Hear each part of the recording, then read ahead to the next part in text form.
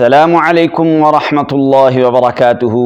M بابو Tanoli Islamic studio سے ایک مرتبہ پھر ایم بابو تنولی اپنے دیکھنے، چاہنے اور سننے والوں کے لیے ڈھیر ساری دعائیں لے کر حاضر ہے۔ اے رب کائنات، میرے دیکھنے، سننے، چاہنے والوں کو اپنے حفظ و امان میں رکھ اور غیب کے خزانوں سے رزق حلال وسعت والا عطا فرما۔ تو آج رمضان المبارک کہ اس مہینے کے مسائل کا سلسلہ ہی چلاتے ہوئے آپ کو ایک اہم اور ضروری مسئلہ بتانے لگا ہوں۔ چونکہ یہ دینی مسائل ہیں، ان کا سیکھنا ہم سب کے لیے ضروری ہے۔ آج کا مسئلہ یہ بتانے لگا ہوں کہ آیا ایک عورت ہے، اس عورت کو مینسز یعنی حیض اور نفاس حیض کہتے ہیں جو ماہانہ بلیڈنگ عورت کو ہوتی ہے، اس کی کم از کم مدت 3 دن 3 راتیں، زیادہ سے زیادہ مدت 10 دن 10 راتیں ہیں۔ اور نفاس کہتے ہیں کہ جب بچہ پیدا ہو جائے اس کے بعد جو بلیڈنگ ہوتی ہے، جو خون آتا ہے عورت کو، اسے کہتے ہیں نفاس۔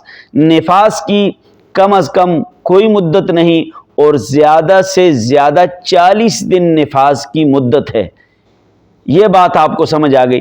اب آپ کو جو اصل مسئلہ سمجھانے لگا ہوں، استحاضہ کہتے ہیں جو حیض کا مینسز کا خون بھی نہ ہو، جو نفاس کا خون بھی نہ ہو۔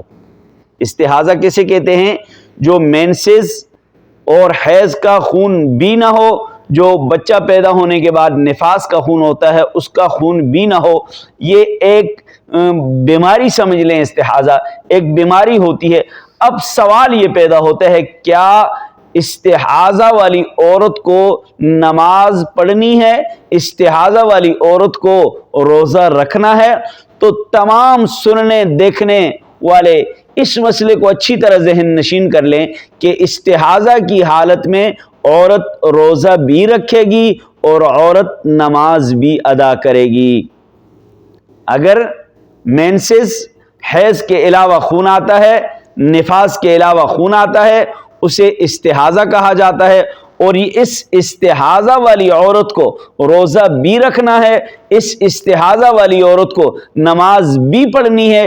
اس لیے اس مسئلے کو آپ اپنی بیویوں تک، اپنے گھروں میں اس مسئلے کو بتائیں تاکہ یہ مسئلہ ہم سب کو سمجھ آ جائے۔ اللہ تبارک و تعالی ہمیں دین متین کی سمجھ عطا فرمائے۔ السلام